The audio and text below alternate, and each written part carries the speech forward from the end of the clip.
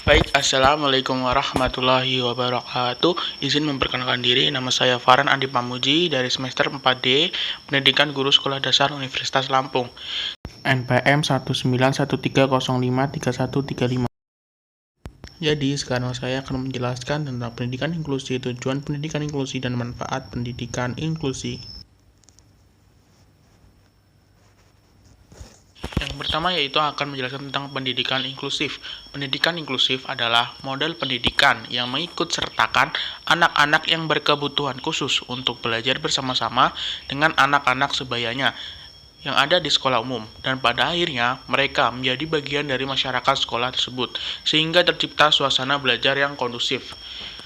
Sekolah inklusi diselenggarakan sebagaimana layaknya sekolah reguler biasa, tetapi menerima anak berkebutuhan khusus sebagai peserta didik dengan menyediakan sistem layanan pendidikan yang disesuaikan dengan kebutuhan baik bagi peserta didik normal maupun peserta didik anak berkebutuhan khusus melalui penyesuaian kurikulum, strategi, metode pembelajaran, penilaian, dan penyiapan sarana prasarananya. Menurut O'Neill, mendefinisikan pendidikan inklusif sebagai sistem layanan PLB yang mempersyaratkan agar semua ALB dilayani di sekolah terdekat di kelas biasa bersama teman-teman seusianya. Menurut Hildegard Olsen, pendidikan inklusi adalah sekolah harus mengakomodasi semua anak tanpa memandang kondisi fisik, intelektual, sosial, emosional, linguistik, atau kondisi lainnya. Ini harus mencakup anak-anak penyandang cacat berbakat, anak-anak jalanan, dan pekerja anak berasal dari populasi terpencil atau berpindah-pindah, anak yang berasal dari populasi etnis minoritas, linguistik, atau budaya, dan anak-anak dari area atau kelompok yang kurang beruntung atau termarginalisasi. Pendidikan inklusi adalah sebuah pelayanan pendidikan bagi peserta didik yang mempunyai kebutuhan pendidikan khusus di sekolah reguler, yaitu ada sekolah dasar, SMP, SMA, dan SMK, yang tergolong luar biasa baik dalam arti kelainan, lamban belajar, maupun berkesulitan belajar lainnya. Atas dasar pengertian dan atas dasar pendidikan inklusi tersebut, maka dapat dikatakan bahwa pendidikan inklusi adalah sistem layanan pendidikan yang mensyaratkan anak berkebutuhan khusus belajar di sekolah-sekolah terdekat di kelas biasa bersama teman-teman seusianya.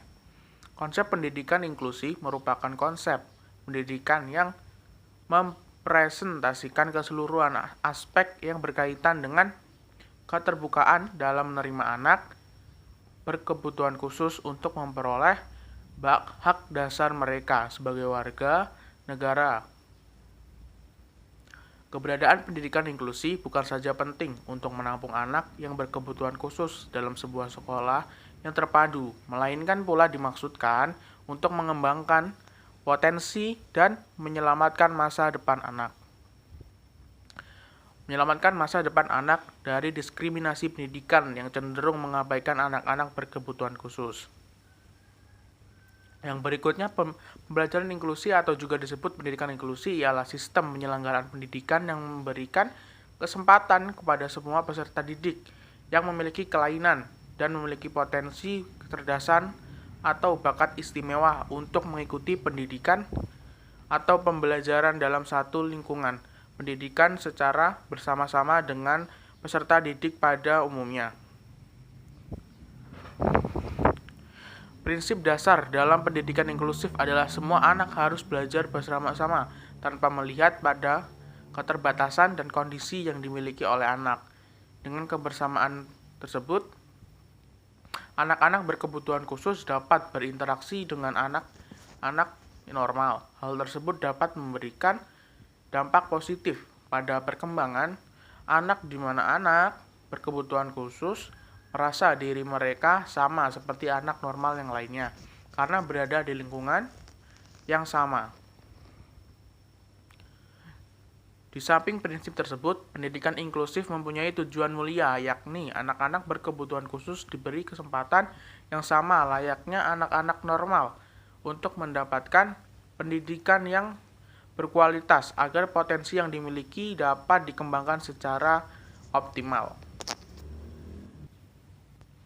Yang berikutnya ada tujuan pembelajaran inklusi berdasarkan Permendiknas nomor 70 tahun 2009 ialah yang pertama, memberikan kesempatan yang seluas-luasnya kepada semua peserta didik yang memiliki kelainan fisik, emosional, mental, dan sosial atau memiliki potensi, kecerdasan, atau bakat istimewa untuk memperoleh pendidikan yang bermutu sesuai dengan kebutuhan dan kemampuannya.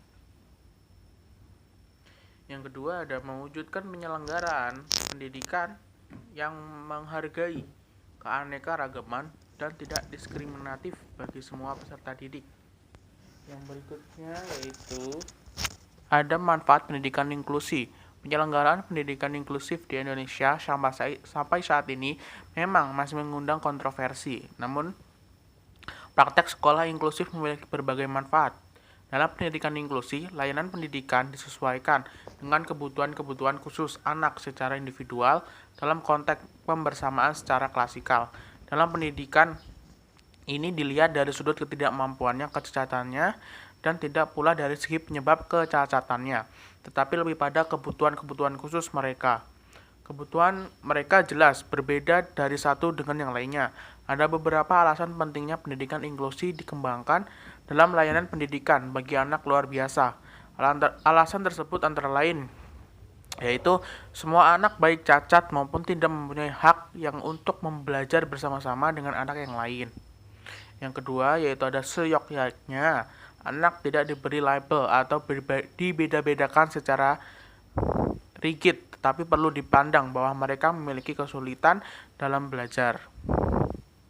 Yang berikutnya, tidak ada alasan yang mendasar untuk memisah-misahkan anak berkebutuhan khusus dalam pendidikan. Anak memiliki kebersamaan yang saling diharapkan di antara mereka. Ia tidak pernah ada upaya untuk melindungi dirinya dengan yang lain. Berikutnya ada penelitian menunjukkan bahwa anak cenderung menunjukkan hasil yang baik secara akademik dan sosial bila mereka berada di lingkungan yang baik. Yang terakhir, tidak ada layanan pendidikan di sekolah luar biasa yang mampu mengambil bagian dalam menangani anak di sekolah pada umumnya. Semua anak membutuhkan pendidikan yang dapat mengembangkan hubungan antar mereka dan mempersiapkan untuk hidup dalam masyarakatnya. Hanya pendidikan inklusi lah yang potensial untuk menekan rasa takut dalam membangun kebertemanan, tanggung jawab, dan pemahaman diri menurut Purwanta tahun 2002. Dengan memperhatikan beberapa alasan tersebut jelas, dalam pendidikan inklusi kebutuhan anak akan terpenuhi sesuai dengan tingkat kebutuhannya. Kebutuhan anak dapat berupa kebutuhan yang bersifat sementara, permanen, dan kultural. Kebutuhan sementara merupakan kebutuhan yang terjadi pada saat tertentu yang dialami oleh seorang anak. Misalnya, adanya sikap positif bagi siswa, berkelainan yang berkembang dari komunikasi dan interaksi dari pertemanan dan kerja sebaya. Siswa belajar sensitif, memahami, menghargai, dan menumbuhkan rasa nyaman dengan perbedaan individual. Selain itu, anak berkelainan belajar berketerampilan sosial dan menjadi siap untuk tinggal di masyarakat karena mereka dimasukkan dalam sekolah umum. Dan dengan sekolah inklusi, anak terhindar dari dampak negatif dari sekolah segresi. Antara lain kecenderungan pendidikannya yang berguna untuk kehidupan nyata, label cacat yang memberi stigma pada anak dari sekolah segregasi membuat anak merasa inferior, serta kecilnya kemungkinan untuk saling bekerja sama dan menghargai perbedaan. Manfaat sekolah inklusi bukan hanya dirasakan oleh si anak, namun berdampak pula bagi masyarakat. Dampak yang paling esensial adalah sekolah inklusi mengajarkan nilai sosial berupa kesetaraan. Berdasarkan pengalaman dari sekolah segregasi, anak berkelainan disorot sebagai ancaman bagi masyarakat. Maka dari itu harus dipisahkan dan dikontrol oleh sekolah, bukan dibantu. Selain itu, dalam sekolah inklusi, guru-guru diharuskan untuk mengajar secara interaktif. Hal ini nantinya dapat menciptakan komunikasi antar guru dan siswa sehingga dapat timbul kedekatan.